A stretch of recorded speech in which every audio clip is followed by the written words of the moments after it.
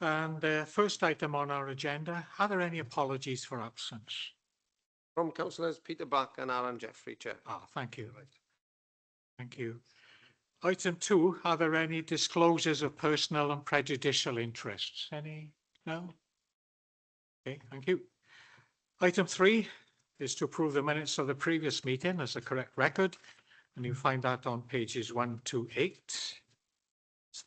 We'll go to page 1, page 2, page 3, 4, 5 and 6, and 7 and 8. If somebody moves the true record, please. Thank you. Is that done? Any items for deferral or withdrawal?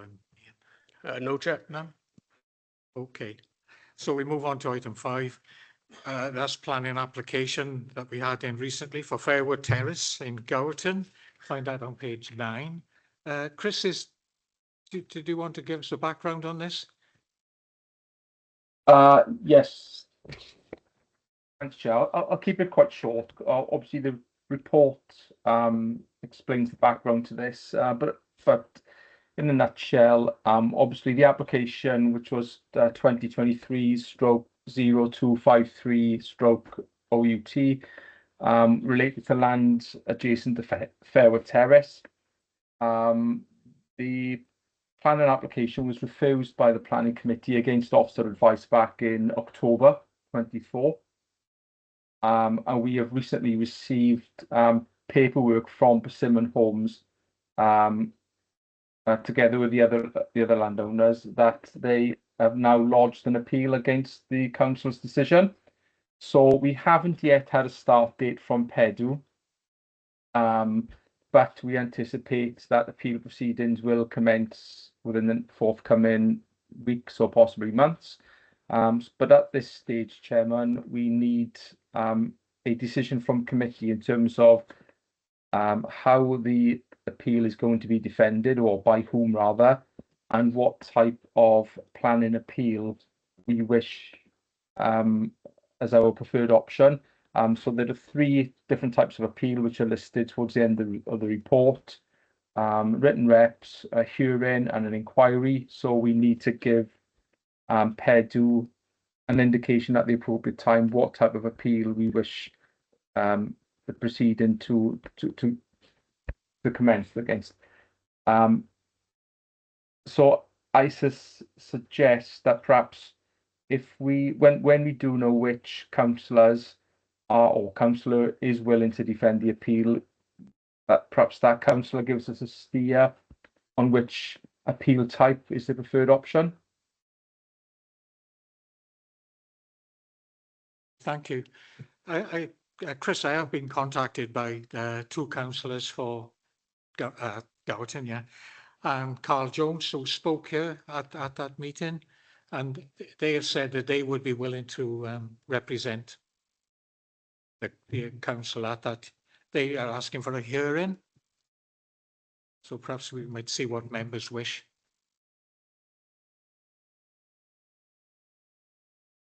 Any member wish to speak? Councillor Jones.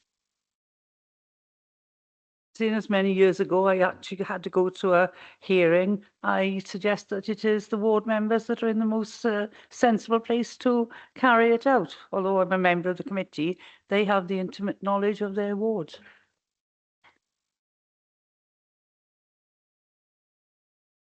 Comment on that, Councillor Down?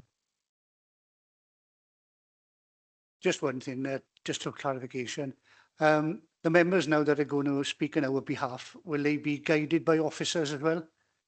Because I don't think it's fair that they just go in cold into something like this that they practically know nothing about.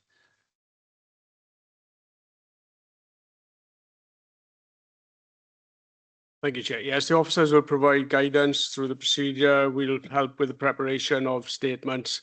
What we're looking for today is for someone to actually, should it go to hearing or inquiry, to represent the council at that public hearing.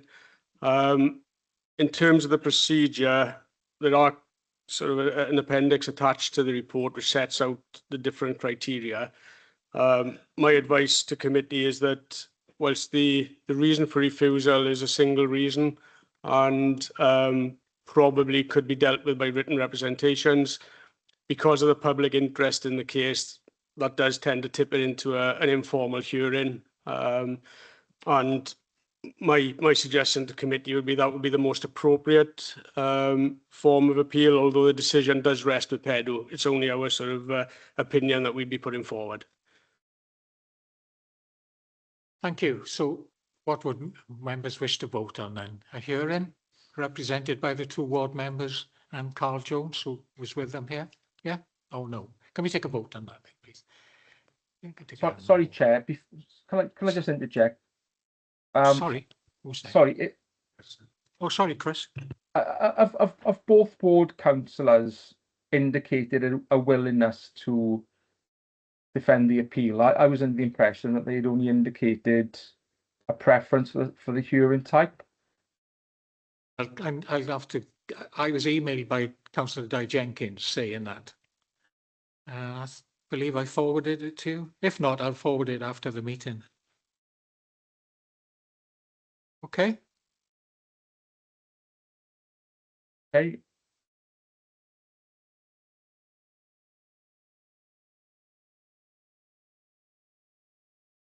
We're voting whether, yes, yeah, a hearing.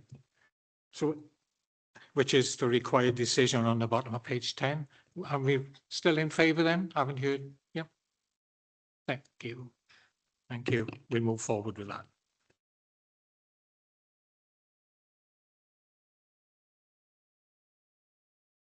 Next item on our agenda is item 6, and item 1 on that you'll find on page 16 is the Skyline application. And we will go first to Eileen. Thank you. Thank you, Chair. Pranam, good afternoon. So before we go into the content of this presentation, we have additional personnel to assist with matters relating to this specific item, particularly should you have any questions relating to matters which fall under their remit. So I thought it'd be sensible to introduce you to them before going any further. So to my right, I've got colleagues from our highway department. So we've got Matt and Gareth, and we've also got Spiro online as well. So that's your highway representatives. Behind me and to the right, you do have colleagues from the Environmental Health and Pollution Control. So we have Tom Price, Adrian Johnson, and Tom Sohal as well. So if you've got queries in relation to environmental health and pollution control matters.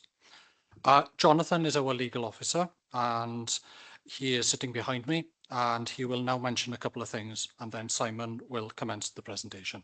Thank you.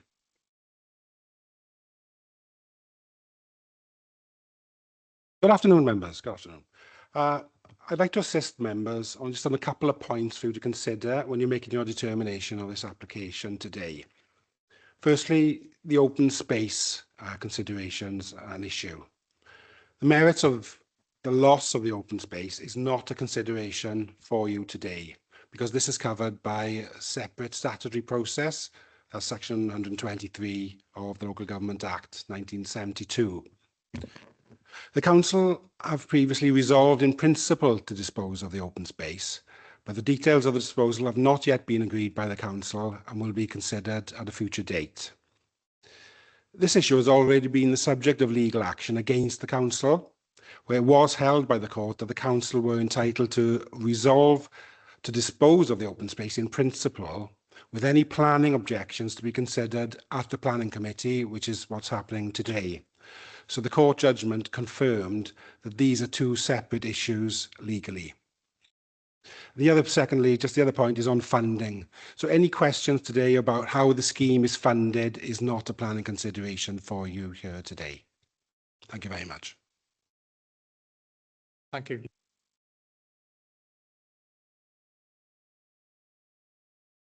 Hi, good afternoon.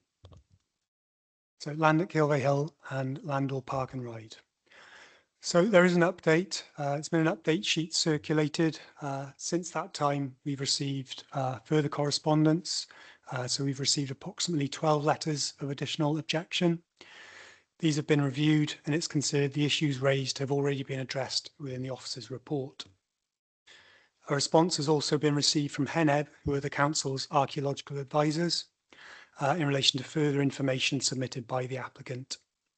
HENAB have confirmed the information is acceptable and it's recommended that condition 17 is amended to reflect their comments.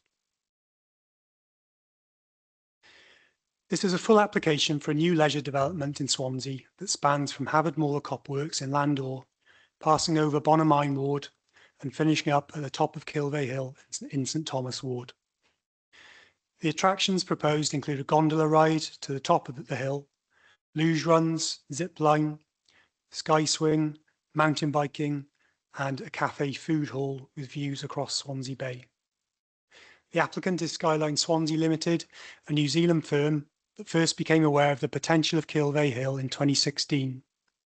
The applicant has developed similar attractions across the globe in Singapore, Malaysia, Canada, and South Korea. The proposals for Swansea are intended to replicate their facilities on offer at Rotorua in their native New Zealand. The application was screened in 2023 to consider whether it constituted a development that would require an environmental impact assessment. The screening concluded the development would potentially result in significant environmental impacts, principally in terms of landscape and visual impacts. The application has therefore been accompanied by an environmental statement that focuses principally on those impacts. A habitats regulations assessment has also been undertaken in consultation with NRW.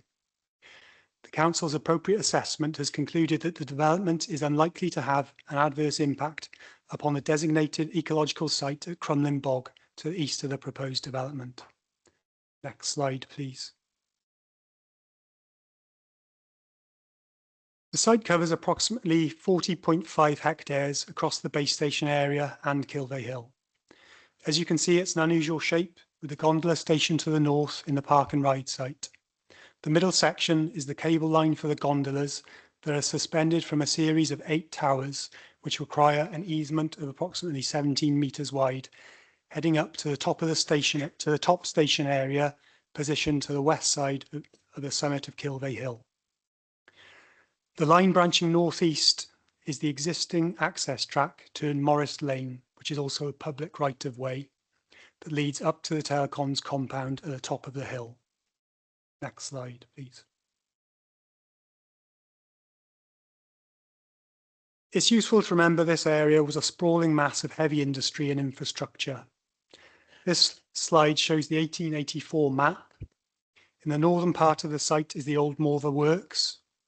I've marked the powerhouse canteen building with a green dot, which is now Penderyn, and the White Rock Tips to the south in blue, which is on the northern slopes of Kilvey Hill. Next slide, please. In terms of the proposed base station area, this is currently the Landor Park and Ride. You can see the existing bus terminal building on the top left-hand image that is proposed to be demolished. The surface car park where the base station would be located on the top right. The Grade 2 listed rolling mill, bottom left, and then the Penderyn building, which is again a Grade 2 listed building, which all provide the setting to the proposed development. Next slide, please. This slide shows the layout of the base station within the car park. The standing heritage buildings marked with pink dots. The base station is at the southern end of the car park, opposite Penderyn. The car park will include landscaping that will provide a green edge to the development where none currently exists. The existing bus terminal building will be removed and a bus turning circle replaced with it. A safety railing will be provided to enclose the area where the gondolas arrive and depart the station. You can also see that one of the gondola towers will be located in the overspill car park to the south. Next slide, please, Ian. So that's a visual representation of what the development may look like. You can see in this image where the building sits within the car park, its low profile, modern design, and how it relates to the Penderyn building on the left-hand side of the image. You also have the new soft landscaping in the foreground where the gondolas arrive and exit. Next slide, please, Ian.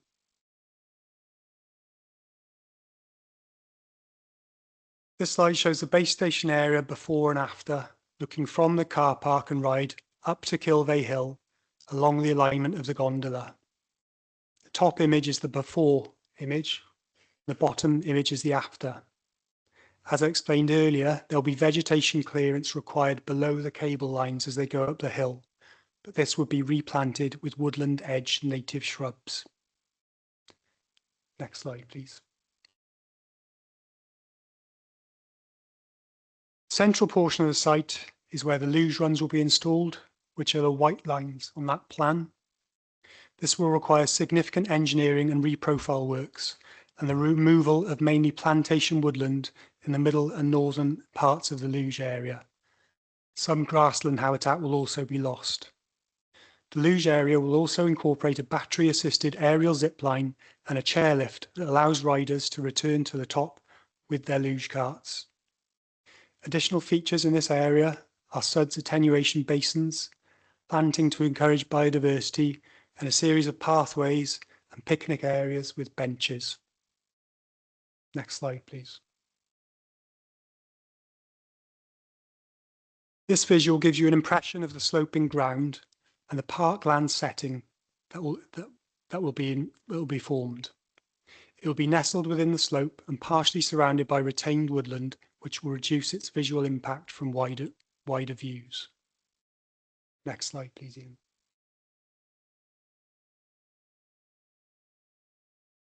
This slide is a photo view taken from the existing public right-of-way. There is also the service access up to the telecoms compound at the top of the hill. The top image is the view as existing. The middle image is looking towards the luge rides, and in particular, you can see the chairlift and its associated tower in the foreground and the gondola towers in the background. The final image is a representation of how the proposed landscaping could soften and screen views towards this area after 5 years. So you can see that even after that time, there will be a marked change in the view from the public right-of-way. Next slide, please. Turning now to the top area, in terms of getting your bearings, the telecoms compound is the grey shaded area in the centre of the image. The gondola top station is marked with a green dot, the luge start in yellow, the zipline start in purple, the chairlift station is in light blue. The food hall is marked in dark blue, the sky swing area is in red, and the storage building and office is marked in orange. There is also a play park area between the food hall and the storage building, marked with a number 6. Existing cultural and heritage features on top of the hill would be retained. So these include the Quaker seat and the windmill base, which are both marked in pink. Next slide, please. This slide shows a 3D visual representation of the buildings and how they might be laid out. You can see the existing track which comes up to the telecoms compound in the middle of the image, and the luge rides going down the hill at the top of the image. Next slide, please, Ian.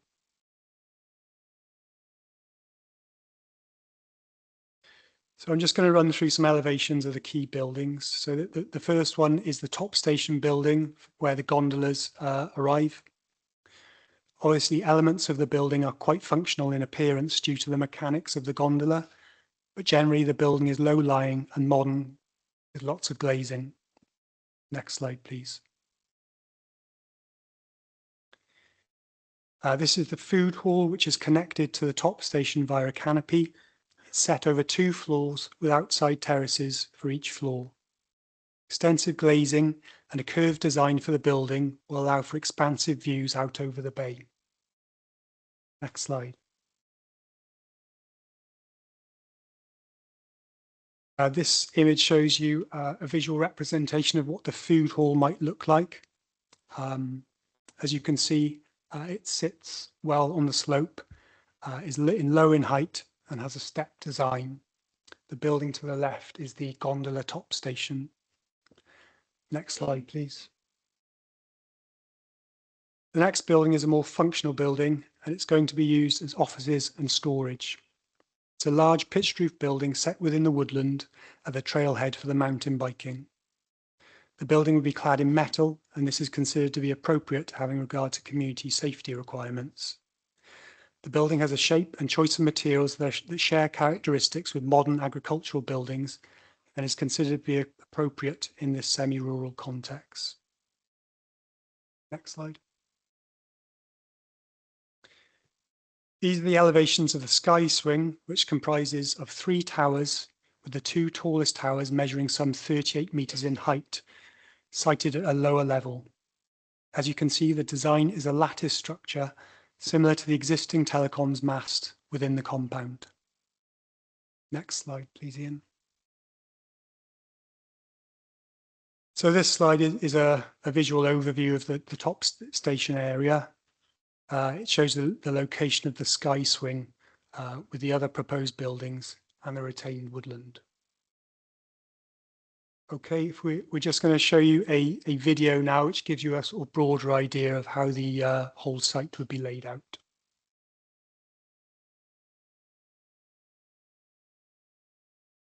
Lasts approximately 4 or 5 minutes.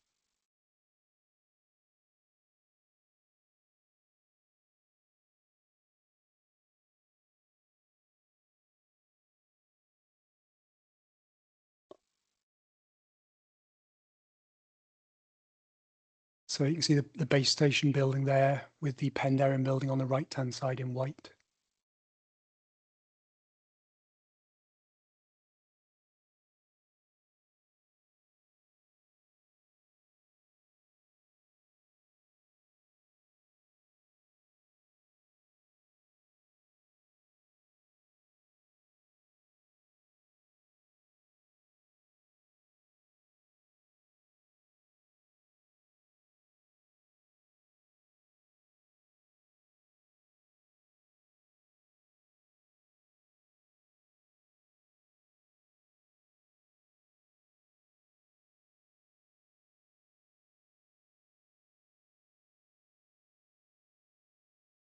So that's one of the towers there located in the existing overspill car park. And you've got the gondolas heading up the hill over the river.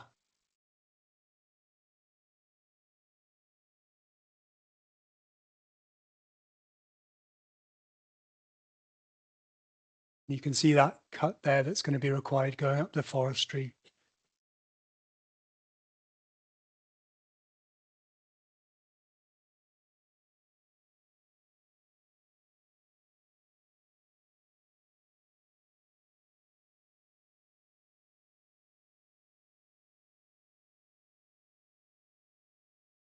So they're the luge tracks.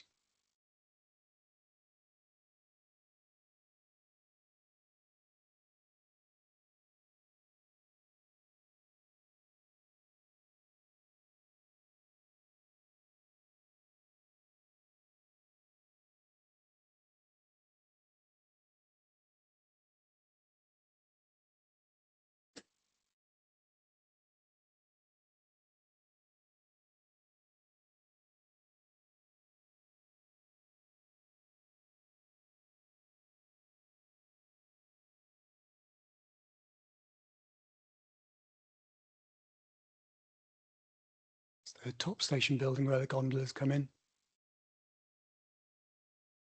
Connected via a canopy then to the food hall area.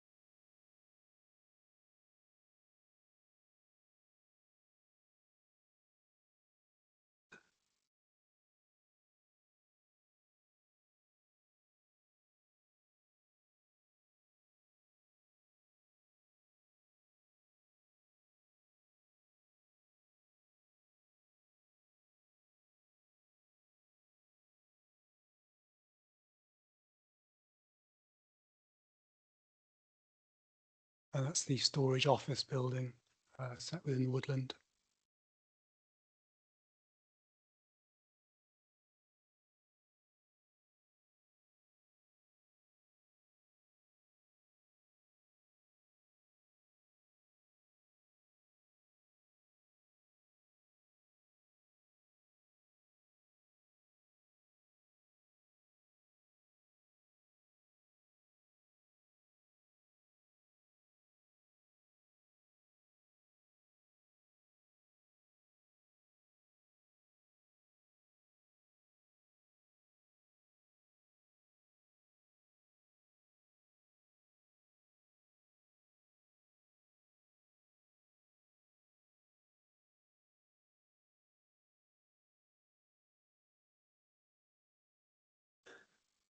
If you go back to the slide you were on previously, Ian.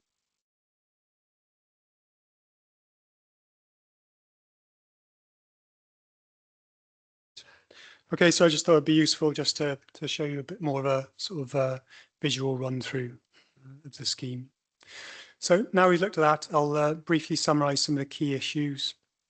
We've received approximately 560 letters of objection and 40 letters of support. In terms of the main issues, there is the principle of development, given the attractions are located within the countryside.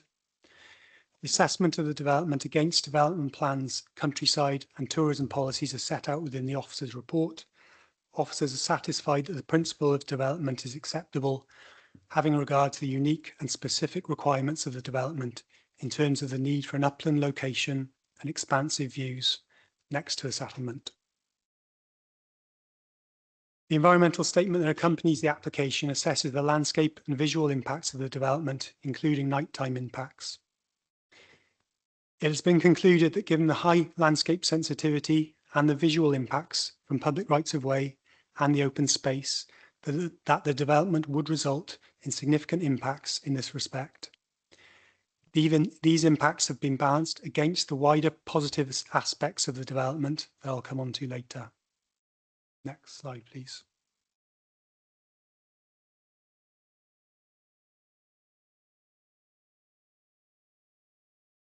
There will be residential amenity impacts as a result of the construction noise. However, this will be temporary, and it's considered that this can be addressed and managed and mitigated by good construction practices. Conditions are recommended to address these matters. In terms of operational noise, the sky swing and luge are considered to be the noisiest components of the development. The image shows you the noise maps for the luge rides, with the noisiest parts in blue, purple and brown. The luge is considered to be a sufficient distance from receptors such that there would be no harmful noise impacts upon all nearby receptors. Next slide, please, Ian. In terms of the sky swing, the slide shows the nearest receptor indicated with a green dot approximately 200 metres from the arc of the sky swing. Following concerns raised by the Pollution Control Division in terms of impacts from raised voices, further noise monitoring on Kilvey Hill was undertaken and noise level information from raised voices was provided by the applicant from their Rotorua facility. The hours of operation of the sky swing have been reduced to minimise the impacts. Following careful consideration of the additional information, it's considered that the proposed development would not result in any significant noise impacts upon the nearest receptors at Danny Beacon to the southwest of the sky swing. The Council's Pollution Control Division have not objected to the proposal on noise nuisance grounds. Next slide, please, Ian.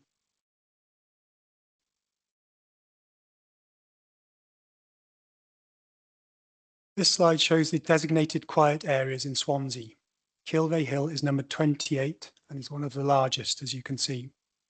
A quiet area is defined as a tranquil green space formally recognised in a national noise action plan for the restorative benefits it provides to the local community.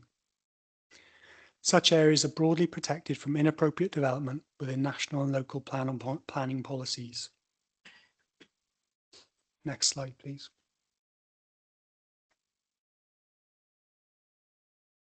This slide shows the entire quiet area in green with the red line of the application site area superimposed over it. This gives you a very broad idea of the scale of the hill and the quiet area relative to the development as a whole, remembering that the noisier areas will be around the luge and the sky swing. It's accepted within the officer's report that proposed development would introduce a change to the soundscape on Kilvey Hill and will make parts of the hill more noisy and vibrant. However, when balanced with the positive impacts of the development in terms of greater access to the hill for all and better facilities, it's considered that any perceived harm to the quiet area would not be so harmful as to cause an unacceptable impact. Kilvey Hill is a large space, and it's considered those seeking more tranquil areas within the quiet area for restorative benefits will still be able to do so. Next slide, please, Ian.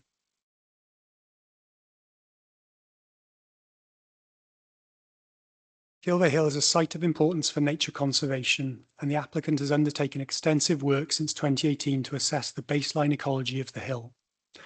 While the proposals have been designed to avoid and minimise ecological impacts, the proposal will result in the loss of habitats of value, such as grassland habitats, as well as extensive areas of predominantly coniferous woodland, which are those shown highlighted in light blue on the plan. The darker blue areas are B category woodland that would be retained and managed towards broadleaf woodland. Next slide, please, Ian.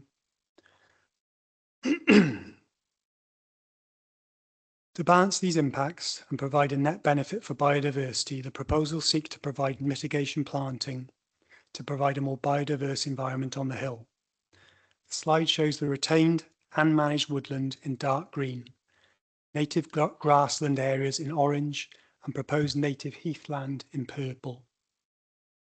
Long-term management of newly planted areas, together with careful management of retained habitats, would provide long-term biodiversity benefits above the current baseline position and would strengthen the resilience of the ecosystem on the hill and surrounding areas. This is considered to outweigh the loss of large areas of coniferous woodland that, in any event, are scheduled to be felled under NRW's current management proposals for Kilvey Hill. Next slide.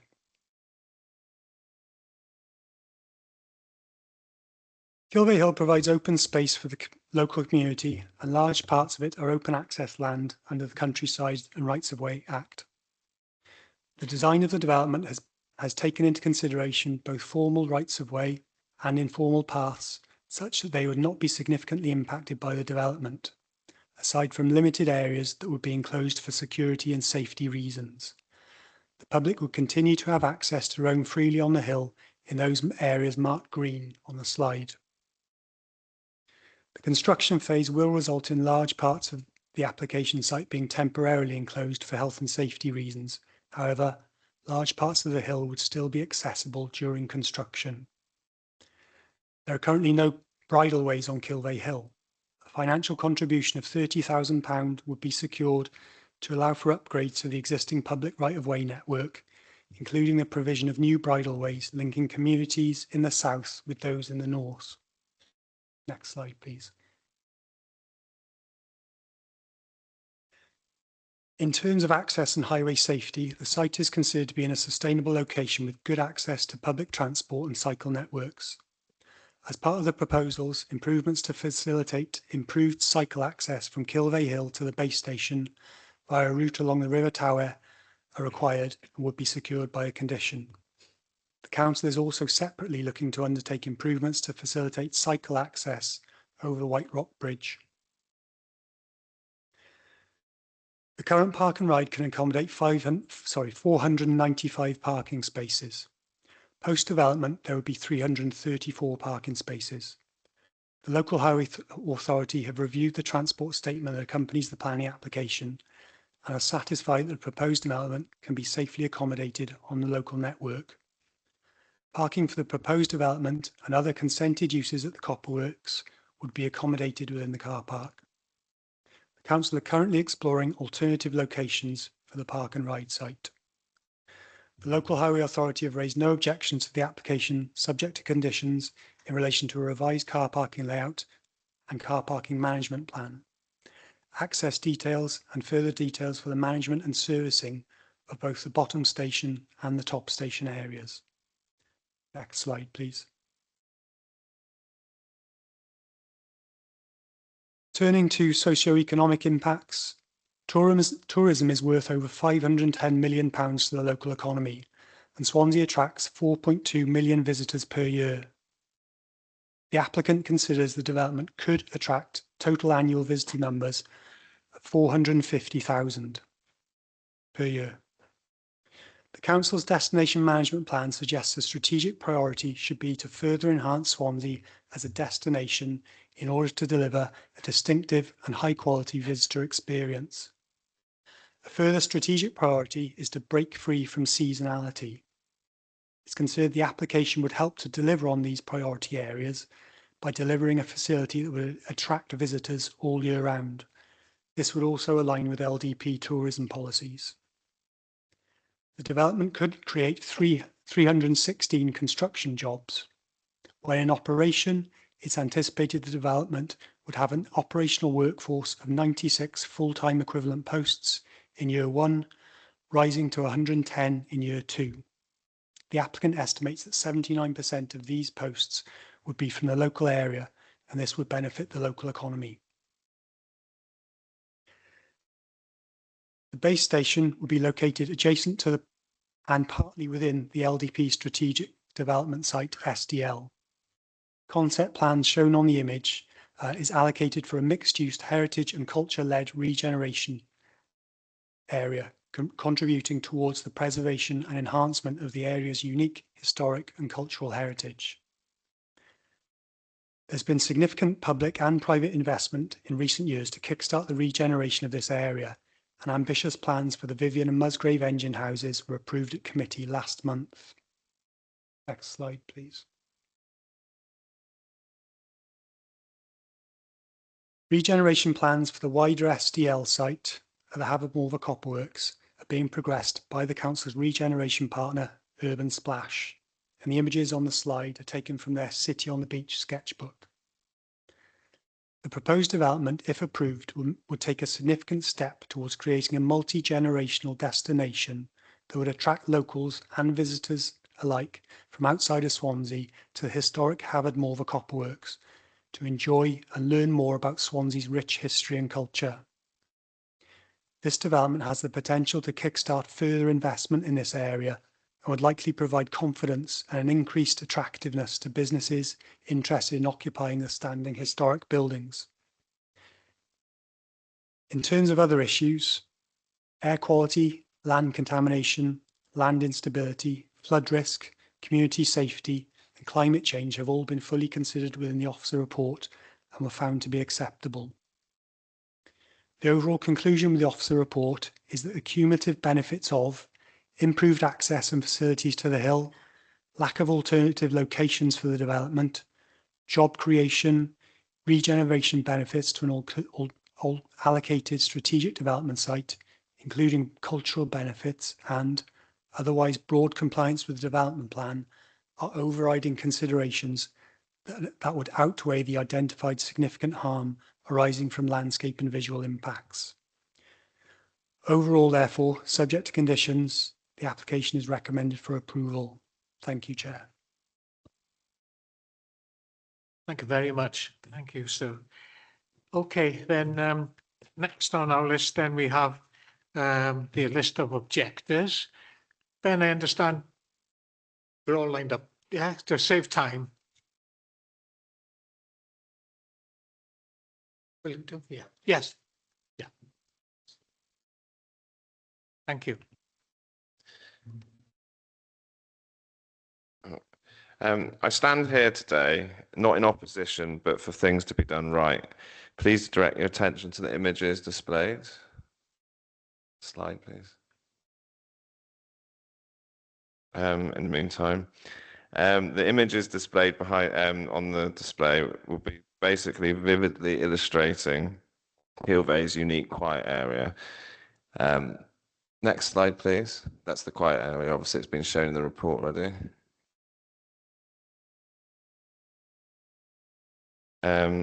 The unique area has been safeguarded since 2013, which was brought in by Labour government.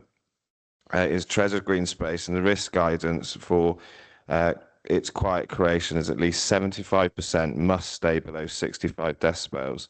So only 25 decibels can be over the 65 decibel range, 25%, sorry. And as you can see, there's a large area there that's red, and it emanates from the core of the quiet area. All testing has been done on the basis of residents and receptors that are actually in the wrong places. As you can see, the current plan, even with noise reports missing and incomplete, shows that the risk of going over this 25% limit is basically imminent. So, as noise directive plan states, from this a review should be made and then brought to the public and alternatives offered to change the noise plan. I've issued these complaints and put them through the process and done a statutory complaint to the planning department, which isn't obviously material to this. What is material to this is the report of the quiet core destruction of 25% over 65 decibels needs to be undertaken before approval can go forwards. Otherwise, the Skylines reports are being complete. And if this happens, there's a possibility that it could end up costing the council if the Skyline development has to reduce its operating hours, missing its business profile.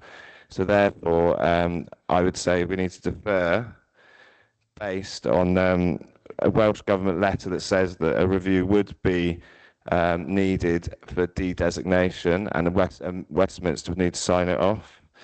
The document number for this is WG 12523. Next slide then, please.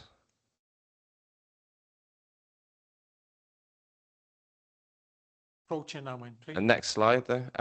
As you can see, here is the noise pollution map of 2022 that shows only a small area of the designated quiet area is still of a unique standard, and noise creep is polluted in. The report also says noise is creeping in from outside the edges of the woodland, not tested. It needs a grid reference test to monitor to find out what these levels would be, and a full comprehensive report from the quiet area standards of everything within the site.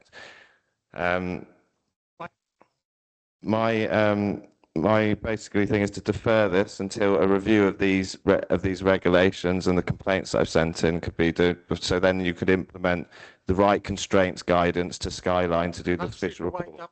Okay. Moving on.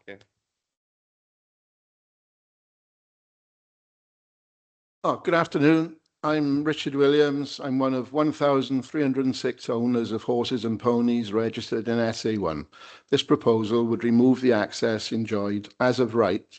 These rights weren't recognised by our council when they first registered any rights at all on Kilvey Hill in 2012 due to a lack of resources.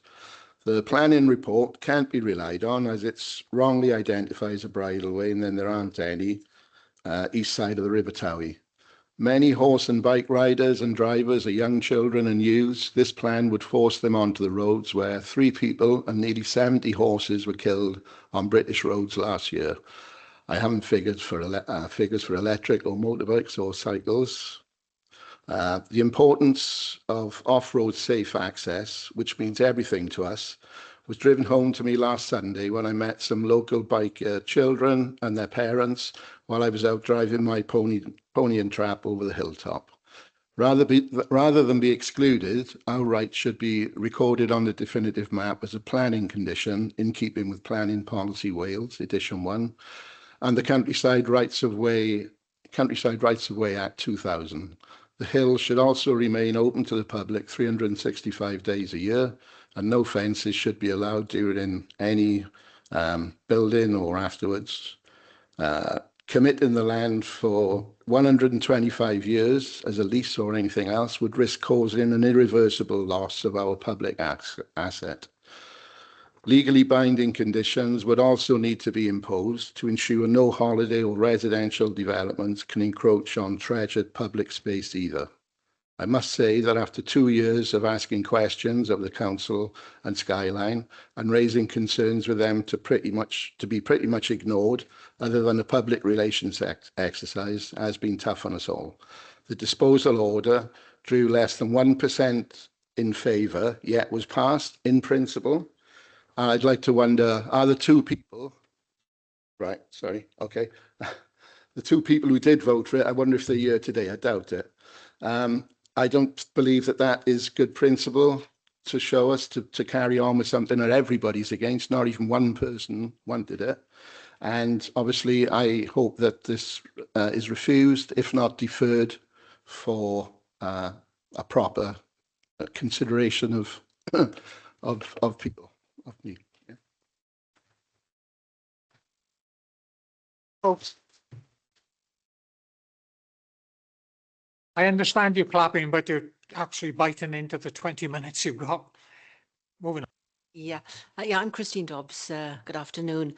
I hold a doctorate in social sciences and speak today as a resident of St Thomas and current chair of the Kilvey Woodland Volunteers. We have a formal caring responsibility for Kilvey Hill and tend to it in ways that Swansea Council does not. We were very surprised to read about a so-called public consultation conducted by Skyline in March 2023. For reasons outlined in my statement, we questioned the scope of the consultation, the validity of its findings, and indeed its integrity. We sought to fill the gaps we had identified by conducting our own survey, which I believe is methodologically sound and would pass scrutiny. Speaking with time limitations, the screen might soon show how overwhelmingly concerned or very concerned participants were across 5 domains of interest in our survey. Additionally, public consultation was rated very poor. The 2 resulting reports have been distributed widely with no response from Skyline or the Council, and yes, copies are still available. We have repeatedly requested that the Council hold a public consultation meeting based on the clear messages emerging from our findings. The standard response was that Skyline had already done it. We took a more formal route with the support of Councillor Hale, citing the obligations laid out in 2 acts. The response remained one of non-compliance. Had a public consultation been held in its true spirit, I believe that many concerns and issues raised here today would have been identified. Speaking for many, we feel unheard, disregarded, and ultimately disrespected. The power differential between Swansea Council and its residents appeared to us to be virtually insurmountable and wholly wrong. We request again a public consultation meeting be held and request also that this meeting today results in a deferral. Thank you, Chair. Thank you for your time.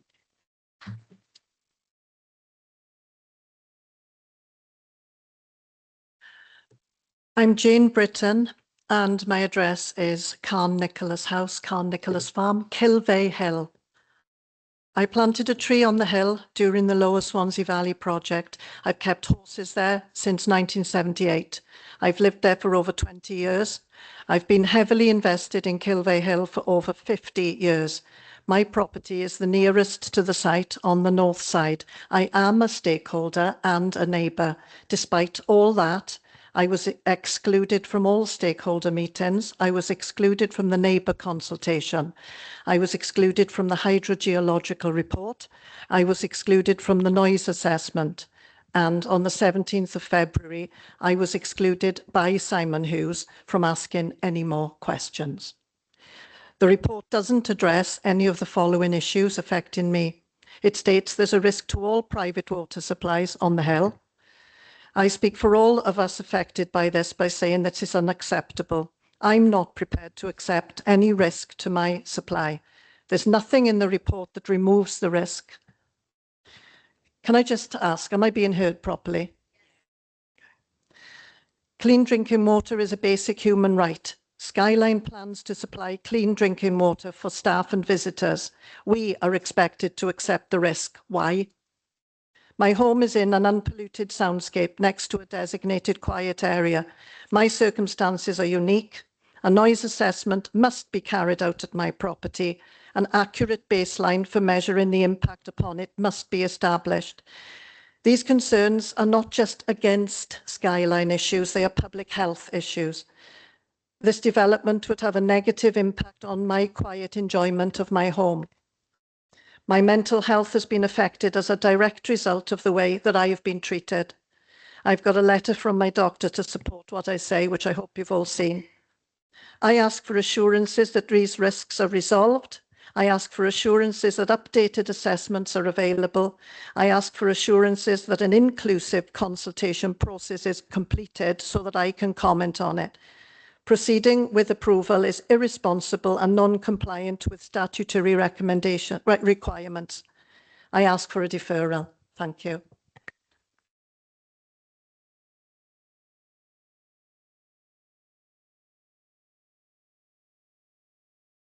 I'm Martin Britton.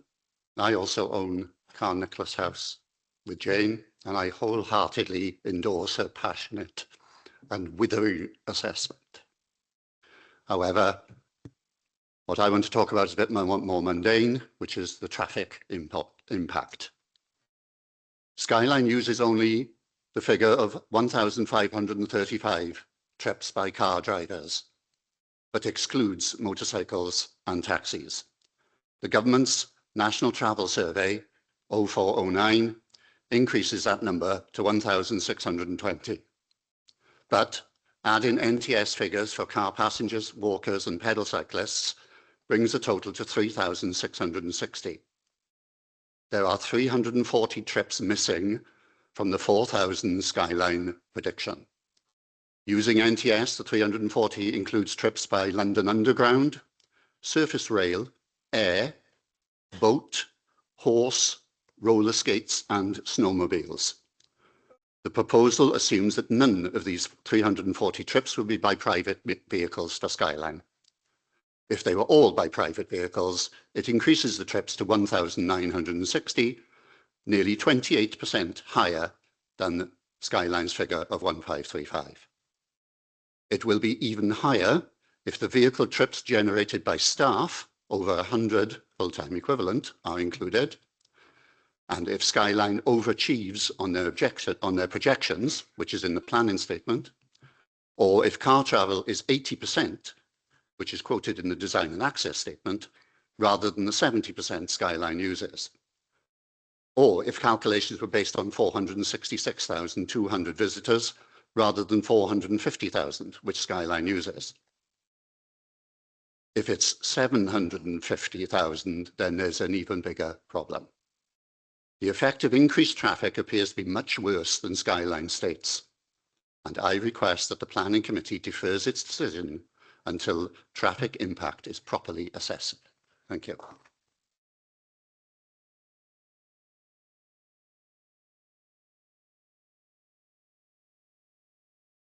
My name's Chris Lewis. I live in Mansell Road, Bonamine.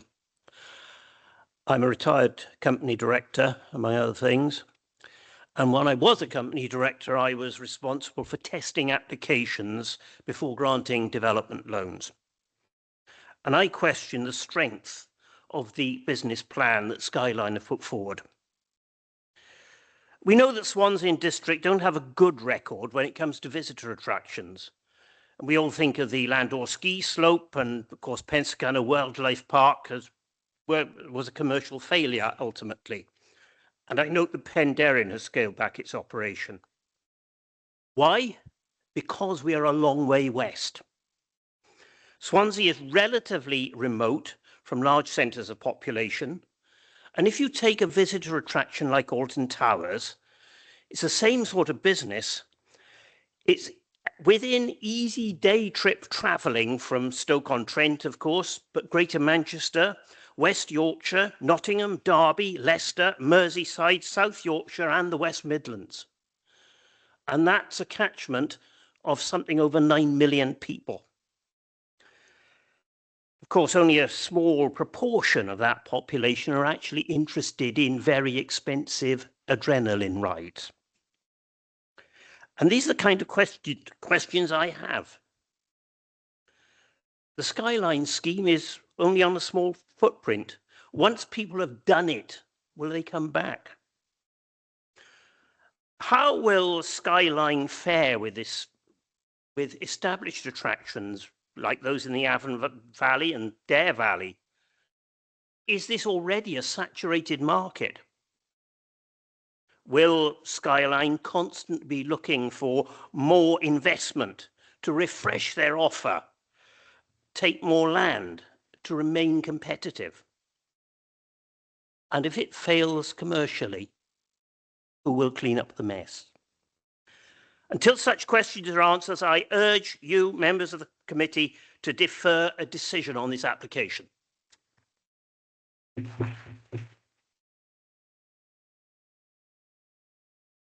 Good afternoon. My name is Mike Phippen, and I have lived and raised my family on Kilvey Hill since 1977, and have thoroughly enjoyed near 50 years there in peace and tranquility. The current assessments fail to comply with legal guidelines, regional policies, and essential community considerations, and the application should not proceed without a full, thorough review. I respectfully ask that the serious consideration be given to the visual impact of the said development, as it has been referred to in other planning applications declined on Kilvey Hill. The quiet area. Kilvey Hill is one of Swansea's few designated quiet areas, legally protected under Welsh Government Guidelines WG 12523, which mandates that 75% of the area must remain below 65 decibels. The Skyline development, including the Sky Swing gondola and open roof bar business, threatens to push more than 25% of the quiet area over this threshold, violating the Environment Wales Act 2016 and potentially leading to the de-designation of the vital space. This legal obligation cannot be ignored for the sake of economic gain. The report acknowledges that noise levels will increase, yet it fails to offer a comprehensive cumulative noise analysis or a detailed mitigation plan. The Sky Swing alone will generate significant noise that will cascade down to surrounding residential areas, including my son's dog boarding and daycare business, and the foster care home next door. We urgently need a more detailed noise study that includes all noise sources and fully considers the residential impact, including the cumulative effects of these attractions. Businesses like my son's dog boarding and daycare facility will be directly impacted by the noise and the influx of visitors. The business relies on a peaceful environment for its operations, and the disruptive noise will exacerbate the dog's stress and make them bark more, which could force my son to relocate, leading to a loss of livelihood. The traffic concerns has already been said by Martin, but I have a big concern about that, with Pentraguinea Road already in a state of blockage on most days. The report fails to provide a comprehensive traffic management plan that addresses these issues. Page 59 of paragraph 2 of your report. Let's get to wind up now, please, Mike. Sorry? I've got to finish up. In conclusion, then, I respectfully ask that the Planning Committee defer or decline this decision until comprehensive review is completed, addressing all outstanding concerns, particularly regarding noise impact.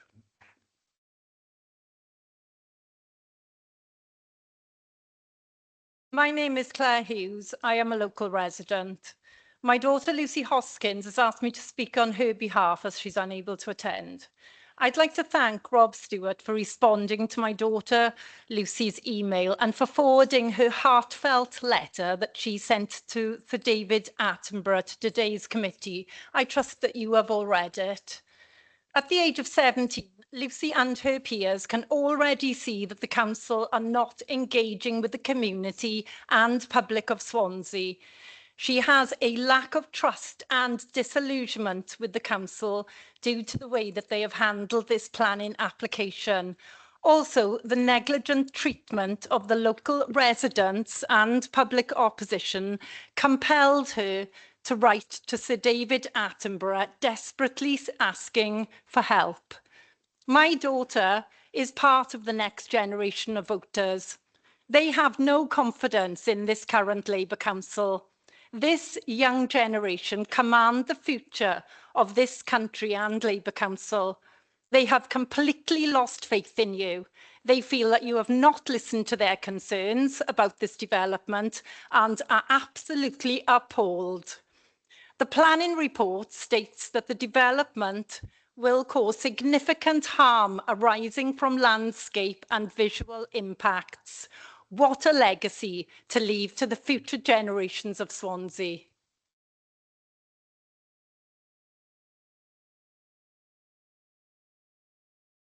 Janet Roberts-Lewis, a resident.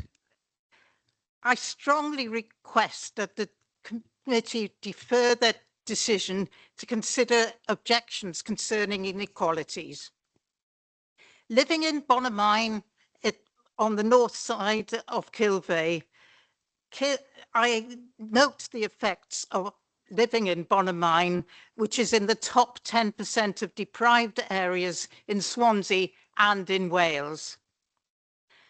A socio-economic duty applies from 2021 within the More Equal Wales framework and the Equalities Act of 2010. Within this duty, there should be a full socio-economic assessment of how Bonamine 1 and other areas would be affected as deprived communities. Skyline would be unaffordable locally. Kilvey is currently an easy accessible green space without the pressure on people without many resources to spend money. Time and resources preclude visits to other areas in many cases. Proposals also ignore disability needs other than mobility needs. Incidentally, there is vehicle access to the top of Kilvey Hill as things stand. Do we need a full skyline development to enable people with mobility problems to go to the top of Kilvey Hill? I believe the planning application should include a full disability assessment to consider other needs, such as those with sensory, autism, mental health. I finish with a quote from a mother who has 2 children severely affected by autism. Their happy place and enjoyment is Kilvey. This development would really affect their well-being and routines. Thank you.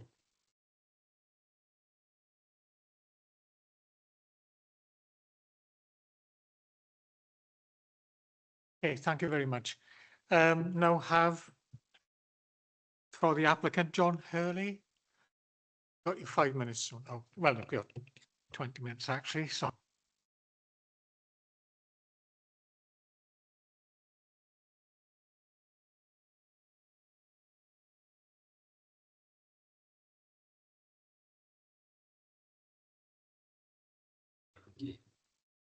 Good afternoon. Thank you, Chair, members.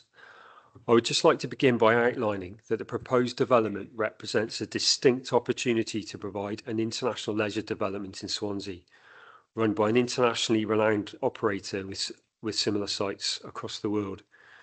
This will be a unique tourist attraction for Swansea, being the first of its kind in Europe, and help to draw visitor spend and associated investment into the city.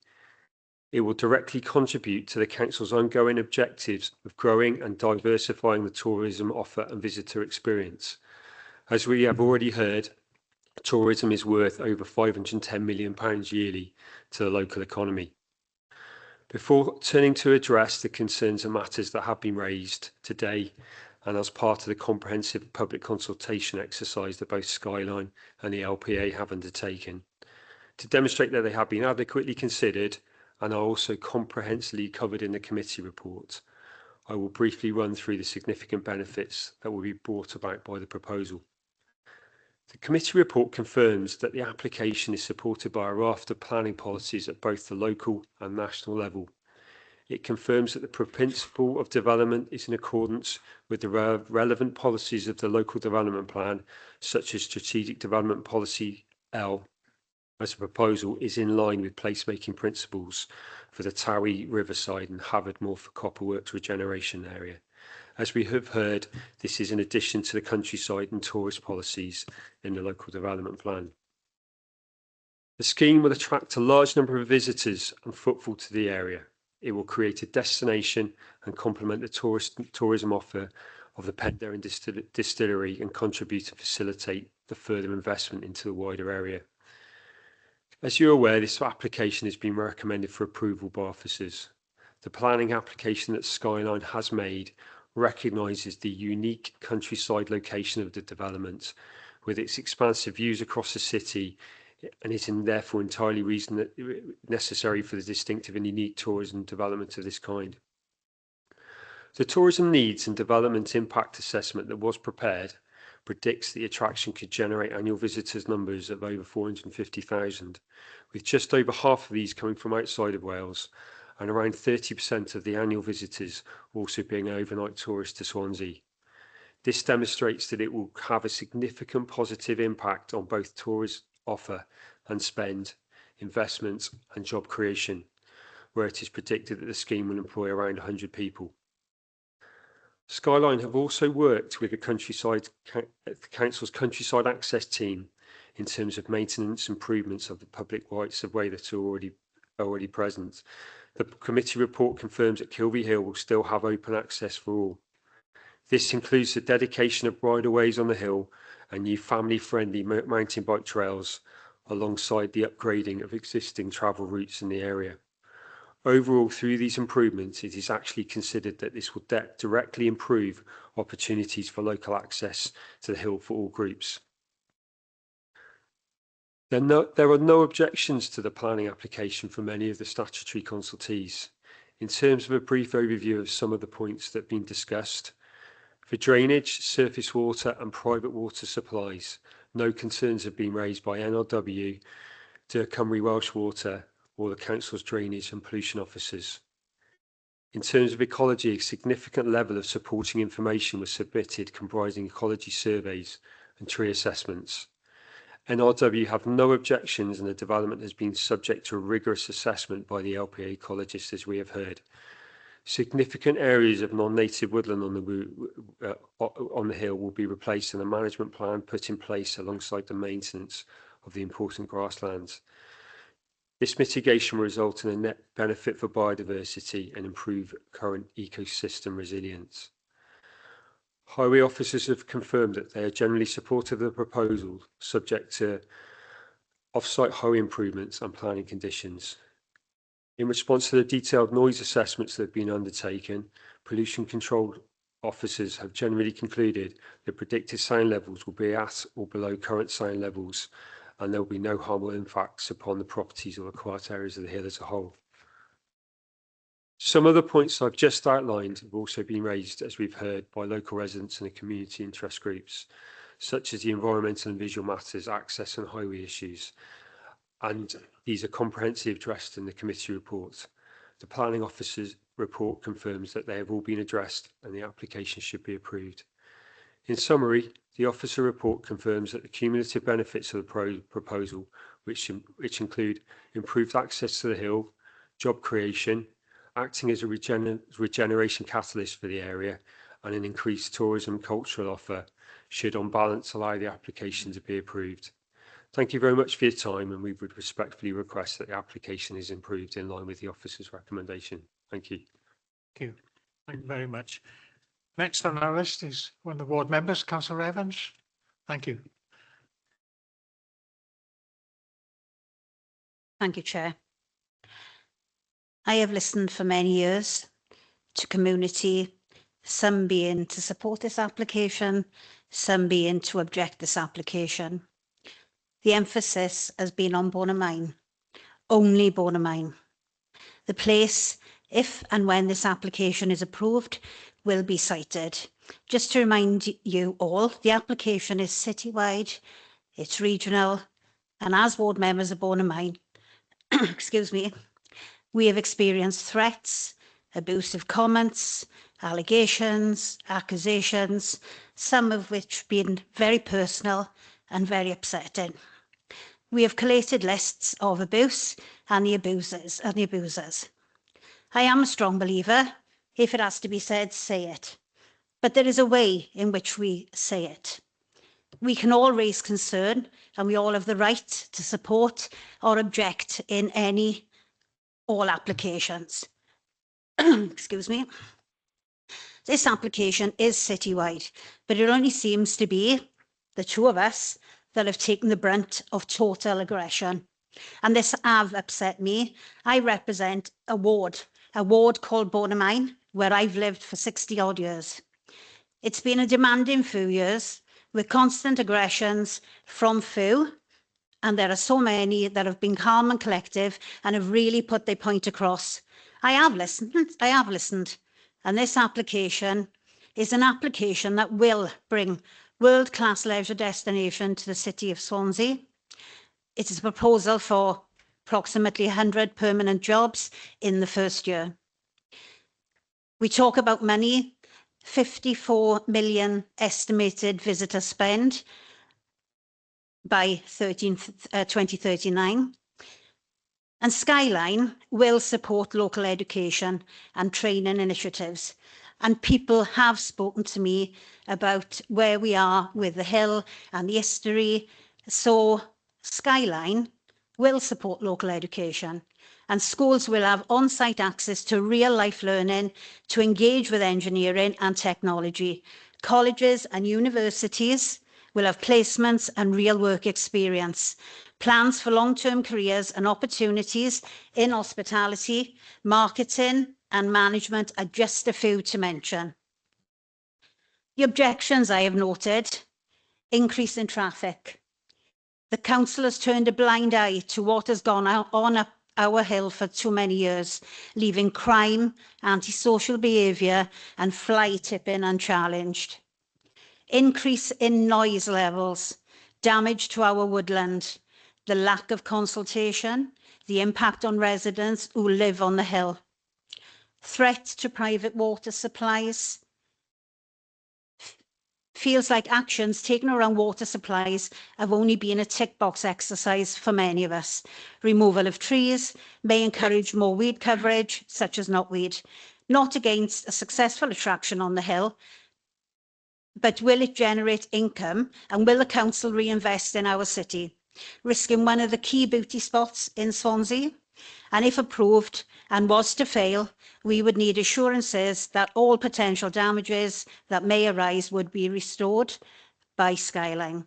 It is a place that I go to relax. I wouldn't say that's an objection. Swansea would be the first European destination for a global tourism operator, designed to be accessible for removing barriers for those who do not currently have access to any adventure facilities. Accessibility is the heart of these designs. Access for one will be access for all.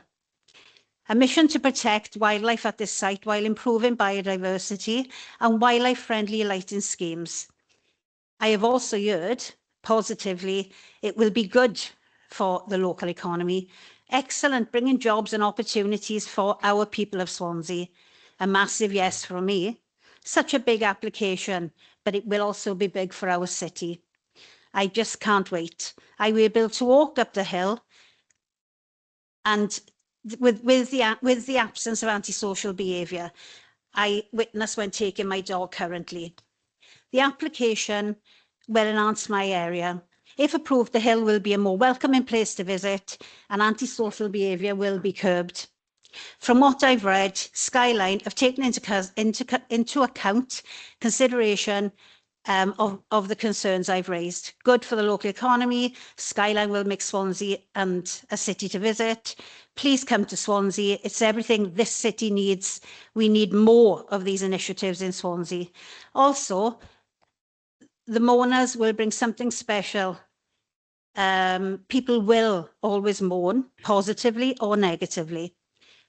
They will mourn. If you don't mourn, they will find something else, and that's some of the reactions. I have listened, and I've listened for a long, long time. And over the past few years, I've had an opportunity to learn about people's experiences on the hill, past and present. I was also one of those young girls from Cwm School who planted a tree on that hill mid-60s. negative and positive.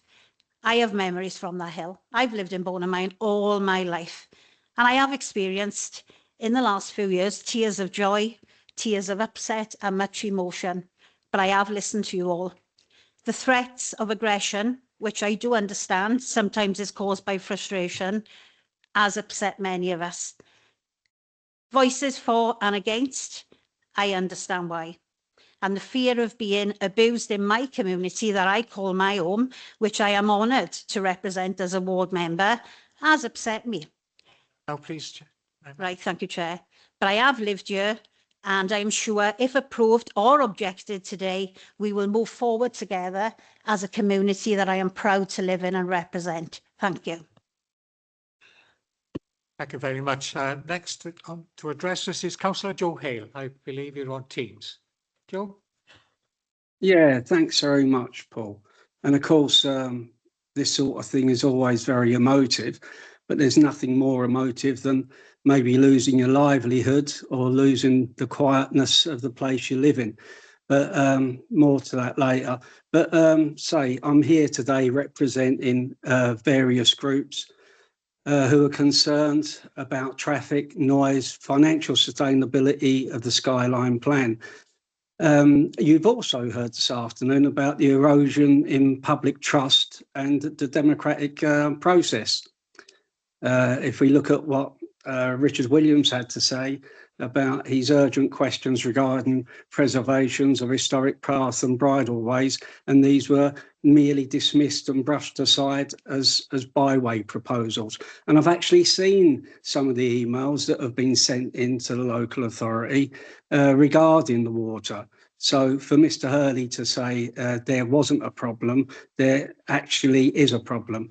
Secondly, severe traffic congestion hazards, as well put by Martin Britton's evidence, highlights underestimations of over 28% in daily vehicle trips, with potentially thousands of additional cars, which our narrow roads of Kilvey and the surrounding area cannot cope with. Fabian Way does not cope at the moment with the amount of traffic travelling up and down it. So how that would look for Landor, I'm not too sure, but I don't think anybody would be going anywhere very quickly. Thirdly, the development undermines Kilvey's official quiet area designation, and that is a Welsh government regulation, WG 12523. I don't see how that can be ignored. And if anything, and if we do need clarification, we should be deferring on that alone. Pressing disability and socio-economic concerns emphasised by Janet Roberts-Lewis have been sidelined. The Equalities Act 2010 obliges us to consider how significant developments affect deprived wards like Bonham Island and St Thomas, especially residents with mobility or sensory challenges. Yet premium pricing and minimal accessible routes betray the promise of inclusive growth, hitting the poorest hardest. We also have an underaddressed environmental and water supply risk, as I mentioned earlier. Jane Britton cites how local boreholes may become contaminated while incomplete hydrological studies fail to assure safe drinking water. Again, this would be a clear reason to defer. And I've seen the emails that have come and gone between council and between objectors and officers, and this still has not been resolved. Finally, the shaky financial rationale, as Chris Lewis put it, presents a high-risk gamble with limited local benefit. We cannot accept vague revenue forecasts and partial data for a large-scale attraction that could become a white elephant. One that scars our landscape, crowds our roads and fails to deliver sustainable jobs. And on that point, if we are to just give land away and for a company to take control of that land, what does happen if things run aground? What guarantees do we have that that land will return to its former use?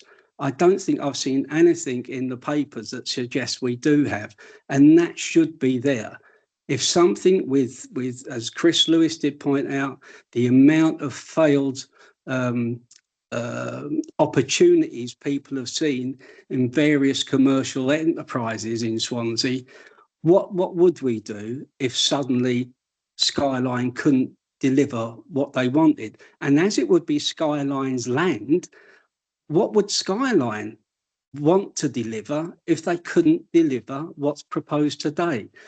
I therefore implore the committee, please defer or refuse the application until these urgent points, legal precedences, traffic safety, constraints, disability rights, and potentially water security and financial viability have been investigated and a conclusion come to. Thank you very much.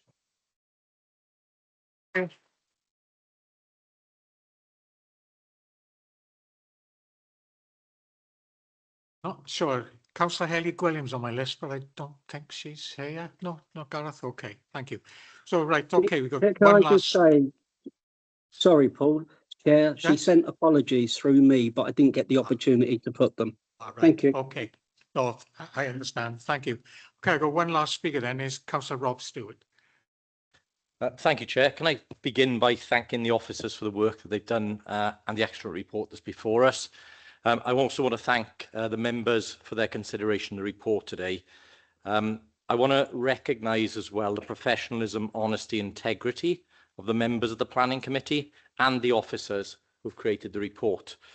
Like Councillor Mandy Evans, I have been subjected, as have a number of members in this chamber and officers, to unreasonable and unacceptable abuse and allegations. They've tried to attack the integrity of members and of officers, and that simply is not acceptable in a way of conducting an argument or a debate in a democracy.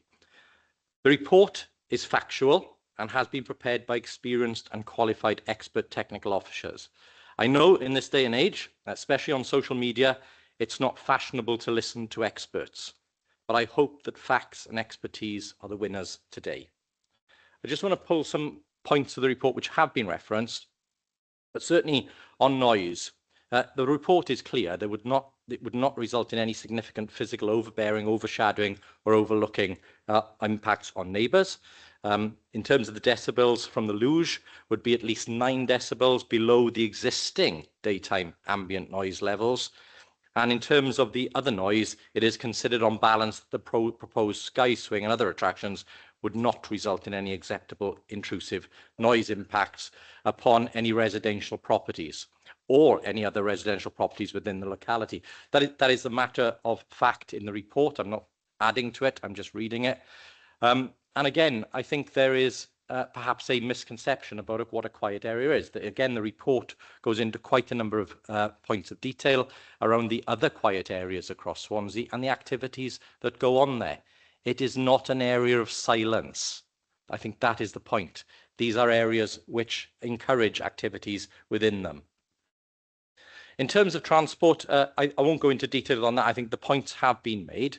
But what I would say is that the report does make reference to the opportunities for us to see a station created at Landor, something that I know many people would like to see as part of a new rail transport network. And again, just to remind committee, I know committee made I believe, a very wise decision at their last meeting to approve the further developments and regeneration on the river corridor for our historic buildings. If we see more people coming to Swansea and if we see more demand, we are more likely to be prioritised by governments for investment in things like rail networks and road networks. So again, turning down an application of this importance would send, I think, the entirely wrong message, both economically and for people who want to see better transport links between their communities. In terms of ecology and biodiversity, again, as was made, the point made by the officer and by the applicant's representatives, none of the partner bodies have objected. And again, the conclusions within the report are supported and endorsed by Natural Resources Wales. And again, just from the report, it is considered that the applicant's avoidance, mitigation, compensation, enhancement proposals would provide a net benefit for biodiversity and improve or enable the improvement and the resilience of the ecosystems. It would create a more biodiverse and resilient ecosystem on Kilvey Hill. In terms of public access, the functional use is therefore an open access area and is considered unaffected. And again, I think, often on social media, it's easy to present, and I think I can understand why some people may have written letters and objected, because I saw information passed through communities which suggested the entirety of the hill was going to be covered in concrete. There were going to be hundreds of thousands of tons of concrete laid. There were, in fact, misinformation and incorrect information circulated in communities, which clearly will have scared some of our residents and tenants. But again, I would direct people to the report today, because in this chamber, we rely on facts. We rely on information, technical advice. It is not the same rules of social media where you can post opinions and incorrect information. This is about factual decisions made on correct information. I just want to say a little bit about the economic impacts. Again, it's not just the job creation on the actual site itself, it's the opportunities it provides to our economy. And again, if you look at any of the other places around the world that have these facilities, they see a broader economic impact from the development. So that's people staying in hotels, people eating in restaurants, people taking taxi trips, people shopping in shops, all of the things that our city needs. So again, if we don't want to be that type of city, if we don't want all of those things, then this application won't be the right thing for us. But I believe we do want these things. And I do believe the vast majority of the people of Swansea want to see their city and their county being successful. So that is the question that I think the committee are left with today. Do we want the best for our city and our residents? Or do we want to pass up the opportunity the application provides to become the first European location for what will be, as Councillor Evans said, a world-class tourist attraction? Do we want to provide great value attractions for local families and residents? And again, I've heard statements about the cost of using the facility. My understanding is Skyline were offering £40 annual tickets for adults and £20 for children. I put that into context. That's 2 days travel for a family on a bus. A year's worth of activity for 2 days travel. That's the equivalent that we're talking about. Do we want to give Swansea a boost as a destination to bring hundreds of thousands of visitors to Swansea to eat, sleep, enjoy, spend money and support local jobs and, importantly, our local businesses? Do we want to make a case for further restoration and investment of our river corridor, our history and our culture? Do we want to help strengthen the business case for the South West Wales Metro to improve our transport links and to create a station at Landor? Do we want to improve Kilvey Hill's ecology and access so that people with mobility issues, because I noticed there were lots of comments today about disabilities, and absolutely support all of the work that we can do to support everyone with disabilities.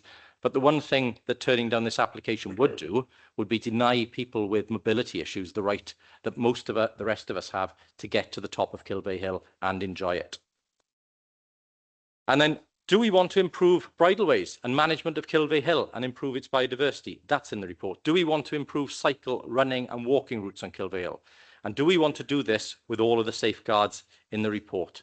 If the answer to those questions is yes, then I urge the committee to agree the recommendations, to reject the suggestions of deferral, because that has been the strategy that has been deployed for years now, which has defer, with the hope that either the company will lose interest or something else will happen to stop it happening. I would hope that that is a strategic objective that has been pursued. And again, I would hope that the committee would approve the application today. Thank you, Chair. Thank you very much. Members, now, first hand up, Councillor Jones. Thank you. I may as well put my neck on the block, I suppose, by being first, I meant. Thank you to everybody that's prepared the report, also for all the visuals. I must say, it did give me a pain in the neck the way I'm sitting to look at it all, but I did manage to go through it. I have got some questions, but of course I could have the privilege of asking for a deferment, but I don't very much I get the support. So I'll just ask my questions and hope I get the responses. If I can go, I'm actually looking at the conditions, but it is in the report as well. And it's, I think it's condition 42, but it's about the opening times.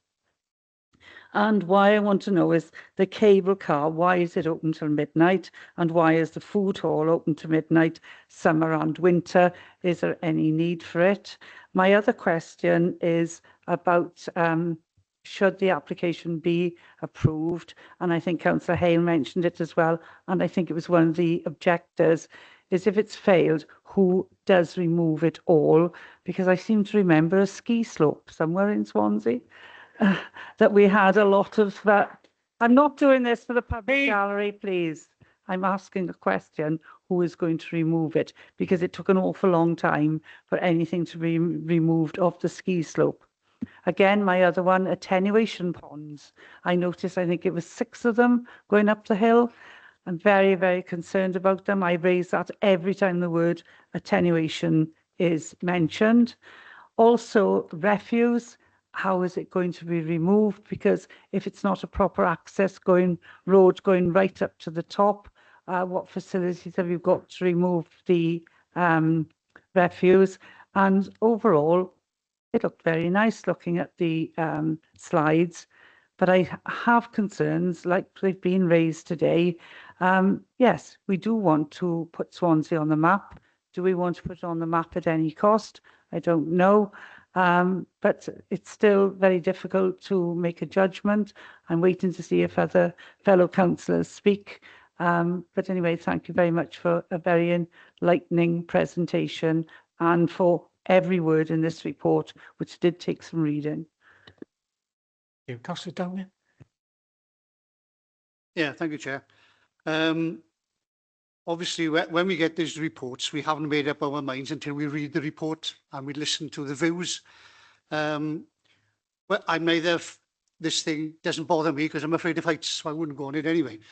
But the first thing I done was noise, but the objectors mentioned noise a lot of time. It's been mentioned since, and I'm hoping that the officer will come back in, and I think it's TAN 11. And I think if you've read that, it does allow may consider it reasonable to permit higher noise emissions with something like this compared to factory. So whether they'll come back in and tell us about that. And obviously we look at it from a planning point of view, as you've got a food hall open until 12 o'clock. So you've got lights on through the winter. How does this affect the surrounding areas? Because once winter comes, it's dark at 5 o'clock. So being somebody from Pontylice, miles away from Kilvey Hill, I was up there once in 1964 planting a tree when I was an apprentice, and that's the closest I've ever been there. So I don't know how it does affect the area. Also, one thing that did worry me with the slide is the gondolas going over the road. I know there's been a mention, but I've also been told there's over 70,000 words in this report. So if I've missed 30 or 40 of them, I apologise. But when I seen that, it did worry me, and it goes over the river as well, which is fairly wide. So I don't know what safety measures we got in place for that. Not only the gondolas crossing the road, but the drivers looking up at them and finding out they could be in the river. So, you know, these are safety measures. I did catch the bit about private water, so I don't know what that's about. So whether that can be explained as well. And the other noise implementation on when they start in the work. I know they say that you're going to get a lot of noise when they build in, as we've always come across, but there'll be a lot of piling going on here, which does make one heck of a noise. So I don't know if the hours are right for piling, because you wouldn't want that going on early in the morning, which happened in my area, and it was waking everybody up. So whether those hours are correct.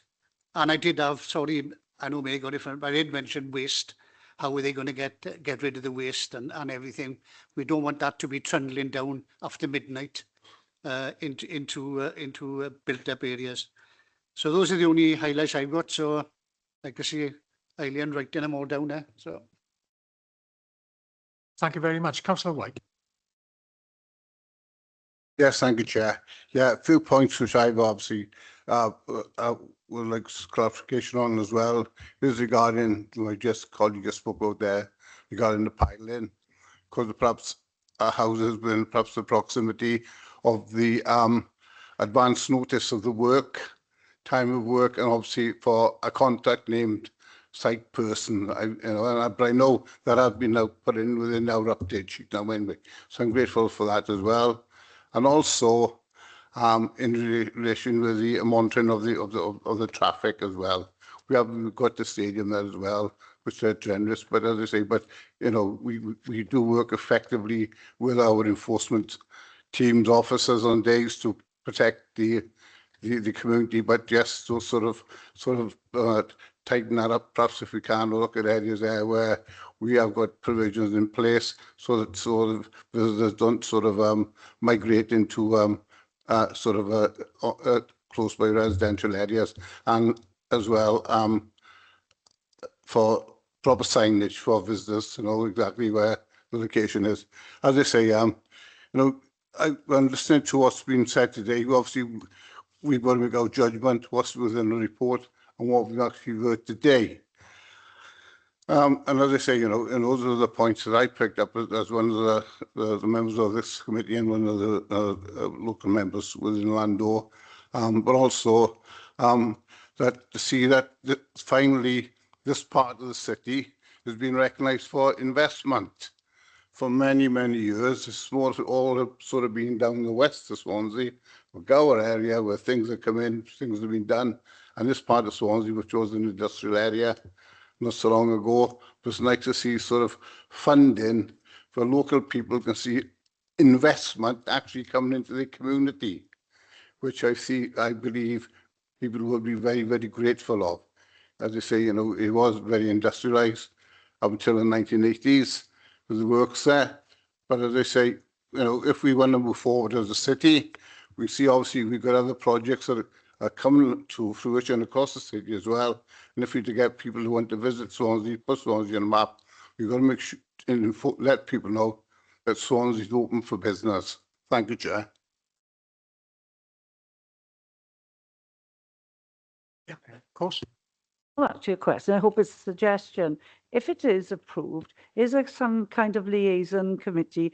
Councillor Evans sort of gave me the idea that, they don't actually, liaise. So, and yourself, Chair, because obviously you're ward members and perhaps the Landor members, that the company and yourselves should have somebody to liaise so that especially with noise, different things that are going on. Sound. That's a good idea. Do you want to speak? Do you want to speak? Yeah. Thank you. Just make a comment. So, Chair, if doing as possible, will we have the opportunity to vote for a small deferral so the points raised by the residents can be investigated, short-term deferral so they can be investigated? Because at the end of the day, the visitors get the chance to walk away, the residents don't. That's the way I stand with me. Thank you. I've got no other hands up now. Mr. Speak. Thank you.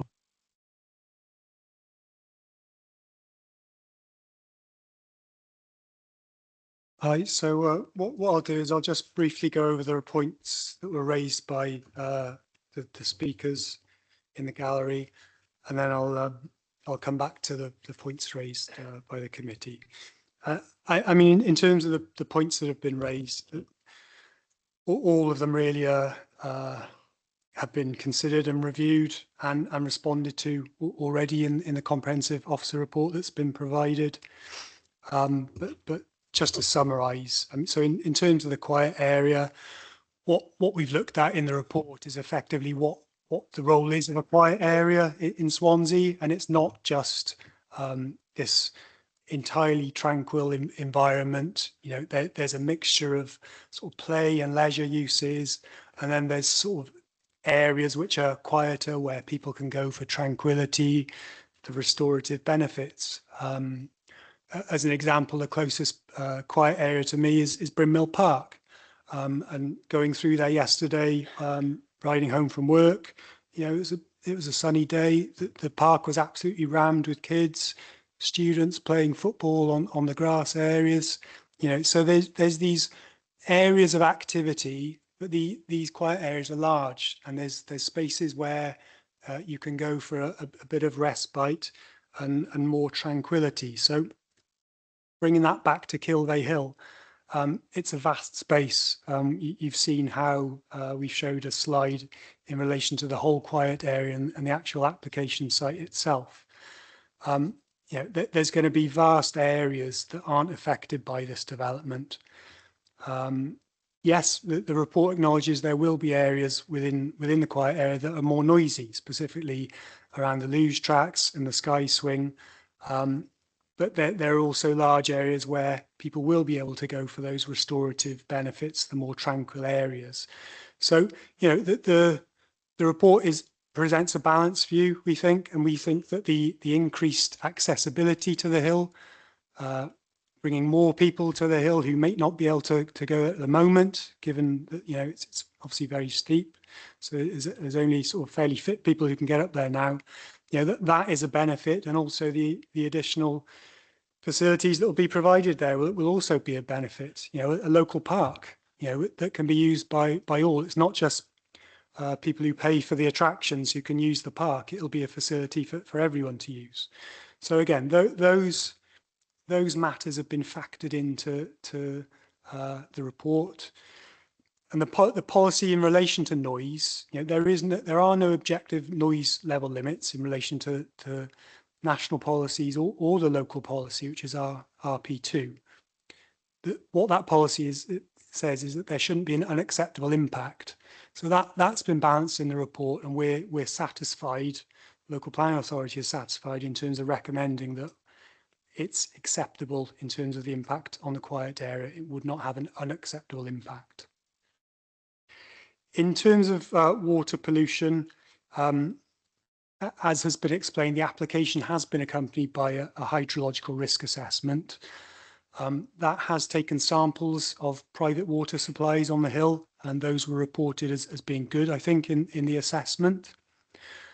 But what the assessment does identify is that there could be potential impacts on those private water supplies. Firstly, the impact is from the construction activities. So in terms of the potential for silty water to get into the system or polluted water.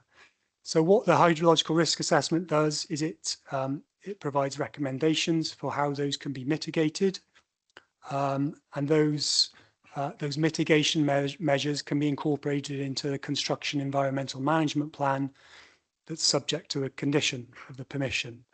So subject to those mitigation measures, the risk assessment considers that the impact, or the potential impact, would be low in terms of construction impacts. In terms of operational impacts, what the hydrological risk assessment says is that there will be still sufficient space within Kilvey Hill to allow the aquifer, which provides the water supply to private residents, that there's still going to be an ample amount of permeable area that will allow the aquifer to recharge and provide the residents with those private water supplies. So what the hydrological risk assessment says is that the impact in terms of recharging the aquifer will be negligible. So those are the impacts in terms of water pollution. And what the risk assessment recommends is that monitoring should take place. And again, that's discussed in the report. We can't put a condition on to require monitoring to take place because the monitoring would have to take place on third-party land, and the council can't guarantee that access will be provided to that third-party land. So although it's an informative note on the recommended informative notes, it's not something that we can require them to do, but it's something that Skyline have suggested that they will do, is to continue to monitor before and after the development. In terms of open access to the hill, the applicant has been quite forthcoming in trying to ensure that access is provided throughout the hill. On one of the slides I showed you, which was pretty much the whole area of the application site covered in green being an open access area, with only small areas being fenced off for security reasons effectively. So the hill is covered by a network of paths at the moment, informal paths, also public rights of way, footpaths. So what the development has sought to do is to incorporate those as far as possible. And there are a number of unrecorded routes which are outside the application site which can continue to be used. But the point is here is that the applicant is intending to provide open access, and there's a condition on the permission, on any permission granted, that open access should still be provided within those areas. Importantly, what the proposal has indicated is the provision of a bridleway. Now that's subject to separate legislation, but if permission's granted, it's subject to a financial contribution of £30,000 that will fund the provision of a bridleway that doesn't currently exist on Kilvey Hill. So there is no formal provision for horses and bikes on the hill at the moment. So that we see as a positive compared to the baseline position on the hill. In terms of economic risks, concerns were raised about whether it would be a risk in terms of the development. Well, information's been provided by the applicant in terms of the tourism needs and development impact assessment. That's the information in that assessment is based on Skyline's own economic assessment. And what that demonstrates, and together with the information in the report on their annual report, which suggests that their existing facilities around the world are doing very well. We've certainly got no reason to suggest in a planning sense that we have any reason to recommend refusal for the application due to the lack of economic information that's been provided. In the report, we've also set out the Welsh Government are offering a subsidy to them to the tune of 4 million. Now, I'd be surprised if Welsh Government would agree to provide that kind of money unless they were satisfied that, that they'd done their due diligence. So in that respects, I don't think we've got any grounds to recommend refusal of the application, certainly. Concerns have been raised about the consultation. I think those mainly rate around the sort of non-statutory consultations by Skyline. So I can only comment on the sort of statutory requirements. So there is a statutory requirement for them to do pre-application consultations, which they have done. And the report was submitted with a planning application. So that is a statutory requirement, and that has been carried out.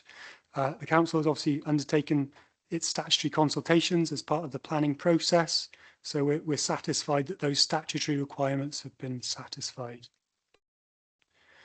In terms of visual impacts, I mean, again, we've gone through the slides on the presentation. The report is clear that there will be impacts, and those will be significant.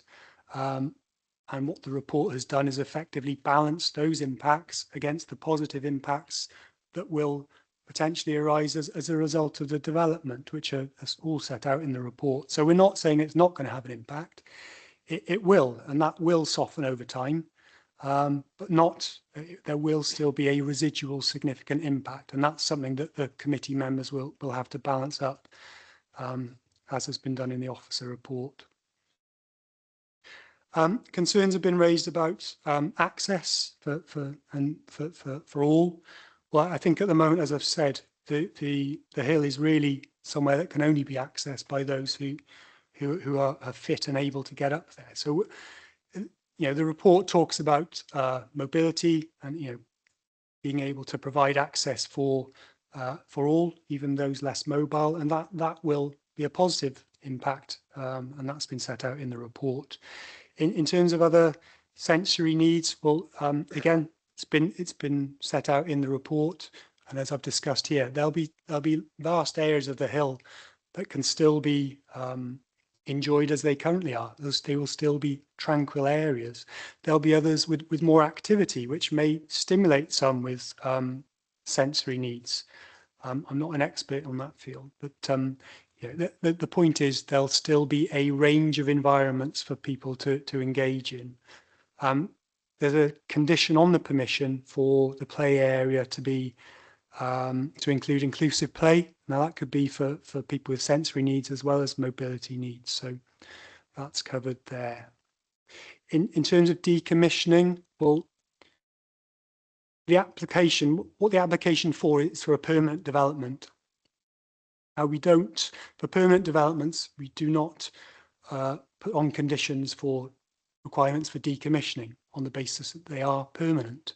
So it's not something that we can secure through the planning application process. Now, I understand separately the council is assembling land for the development, and ultimately I think the aim is for the council to be is to lease the land to Skyline. So it could form part of the lease arrangements for decommissioning to take place at the end of the lease. But that is a separate process to the planning process. In terms of residential amenity impacts, obviously those are set out in the report. Satisfied there have been no overbearing, overshadowing, overlooking impacts. Noise impacts have been looked at thoroughly in the report as well. Further information was requested from the Pollution Control Division. That's all been reviewed, and we're satisfied that the proposal would not have residential amenity impacts on neighbours from the luge or from the sky swing. So we're satisfied that sufficient information has been provided in that respect. Similarly, in terms of transport impacts, the default position here is that there's planning permission and a current use for a 495 space car park and all the traffic associated with that. So that the local highway authority are satisfied the proposal wouldn't result in any significant additional impacts on the highway network over and above the current lawful position of the park and ride. Coming on to the queries that have been raised specifically by members of the committee, opening hours was raised. Obviously, the offer that the applicant is seeking to present here, obviously, it's a national and international type destination. There's a food hall there, a restaurant. Their desire is for it to be open until that time. We're satisfied that won't have an amenity impact in principle. You've talked about the cable cars. Well, if the restaurant is open till 12 o'clock, then they need the restaurant goers and the staff will need a means to actually get back to the base station where they're parked up, etc. So yes, the cable cars would also be running till that time, but there are limits on the hours of those which are specified in the condition. So yes, it will be open later, but we're satisfied that wouldn't have an impact. We talked about decommissioning. I think I've gone over that. Attenuation ponds, they're a regular feature in all developments now, and these are dry ponds, so it would only be in the most extreme flooding events that those would be filled with any sort of water, and then they will just infiltrate naturally. So it's a part of a modern development nowadays is to have these ponds. In terms of waste, we put a condition on for a waste strategy. Limited information has been provided. There's a sort of multitude of ways. I mean, the waste could go down on an actual gondola down to the base station from the top station. So there's no reason why that can't happen. Or there's also the service access up to the base station from the bottom mine end. So it could just go down there. But there is a bit of a question mark still over how it can be done, but we're satisfied that in principle that waste can be discharged from the top to the bottom of the hill, subject to the submission of further details.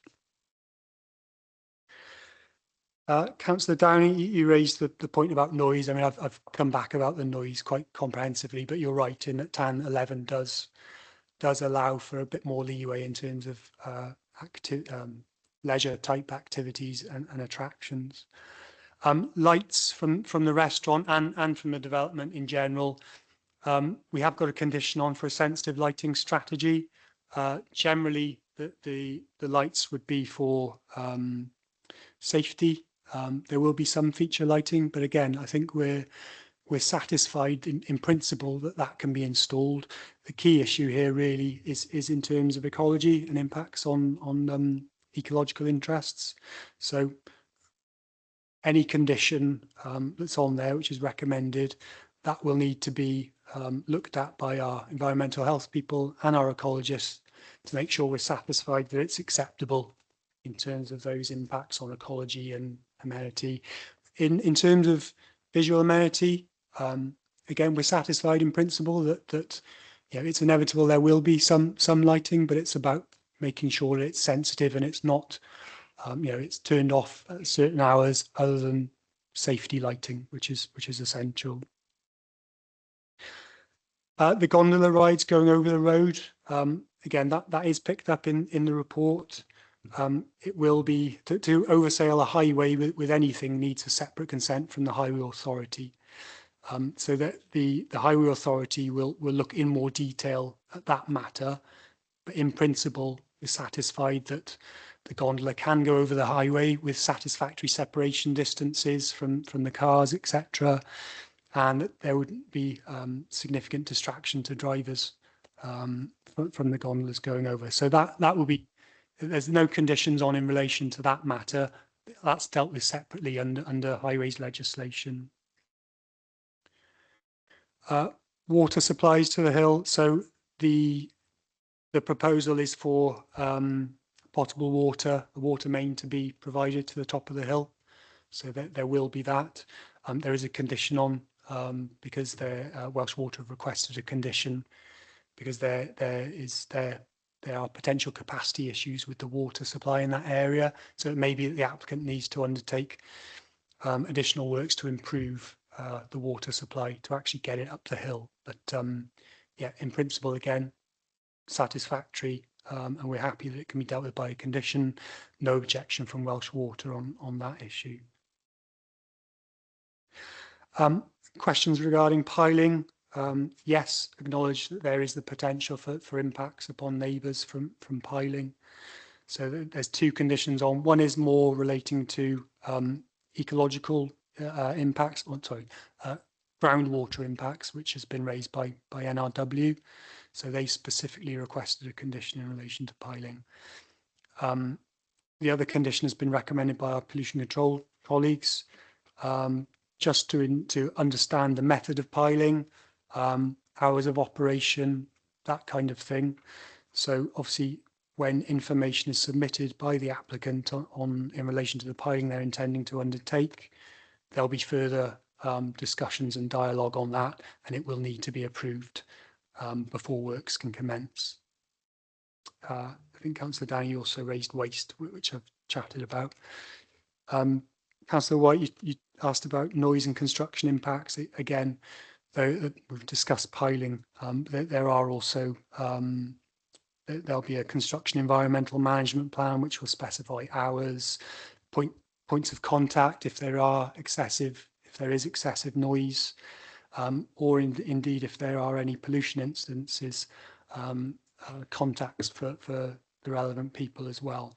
So again, we're satisfied that in terms of impacts on the environment from the construction and noise impacts, those can be dealt with by conditions once the applicant has more information about the actual construction activities and how those may take place.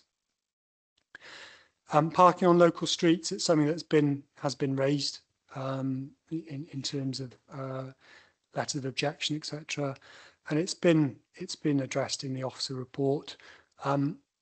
If it's just the highway, parking on the highway, and obviously there's no one has an actual right to park outside the highway.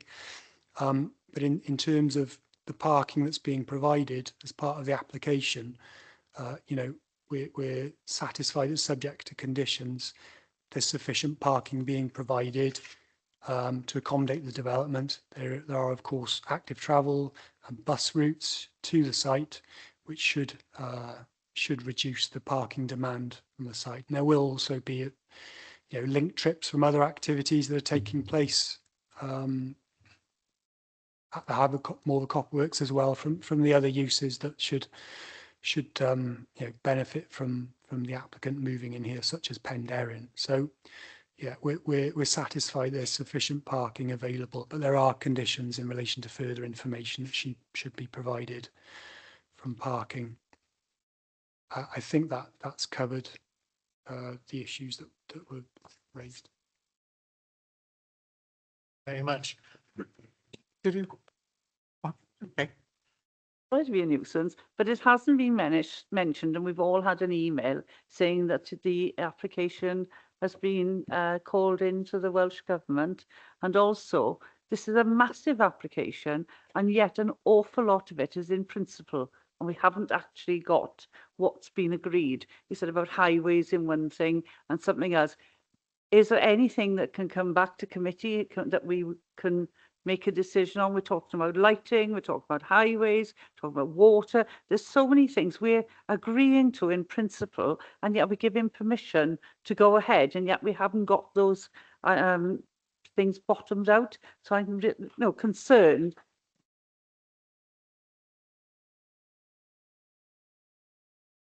My apologies, Chairs. These are genuine questions that I do want an answer to. I'm not trying to get clapping.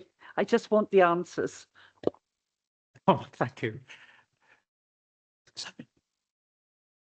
Yeah, I mean, so this is a full application. So we have got a lot of detail with the application. So, for example, a lighting strategy was provided, but it's an outline strategy to show how the lighting could be provided, having regard to ecological interests and that sort of thing.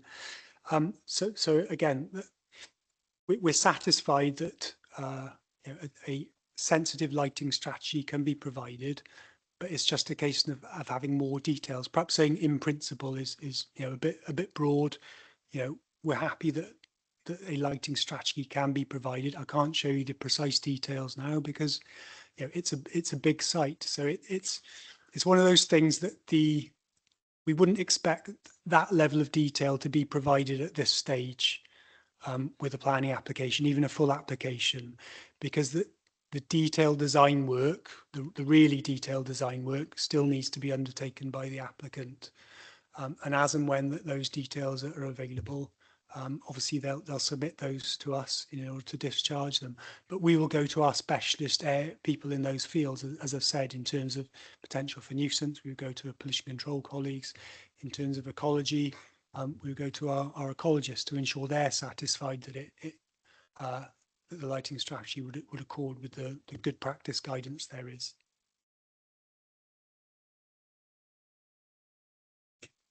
Sorry. So in terms of the reference to the call-in request, we've had no direction or indication from Welsh Government that the application has been called in. We understand the request has been made to Welsh Government, but we've had no direction. We're free to take a vote then as such. I know Mark, you asked about the deferral. One, we need a seconder, but then we'll take it from there. If not, we can take the vote. Unless anyone else wishes to speak, we can take a vote on this application. Councillor Lloyd, can I speak, please? No. So, no? No seconder. Okay. So then we will move to the vote, yeah? Okay, on this application, which is, and the recommendation is approval. Gareth, when you're ready, please. Excuse me. Councillor Meyer Baker. For. Phil Downing. For. Mary Jones. Okay. Not coming on. Sorry, against. There's too many on, sorry. Yeah, sorry. Mike Lewis. For. Richard Lewis. Nicola Matthews. For. Mark Tribe. Am I allowed to vote, Chair, as I did have to leave it? Right, I have to abstain then, so.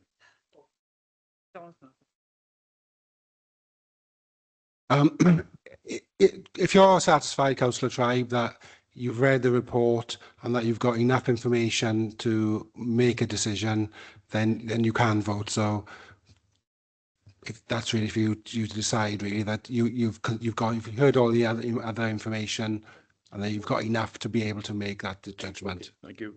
Abstain. Councillor Mike White, For. Councillor Andrew Williams, For. and Councillor Paul Lloyd. A 7-4, 2 against and 1 abstention, Chair.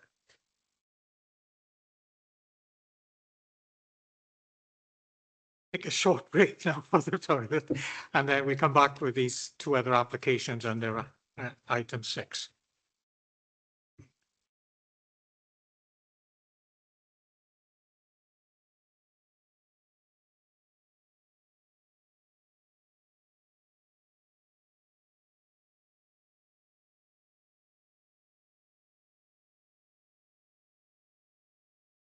We will defer for 5 minutes now so we can get a comfort break.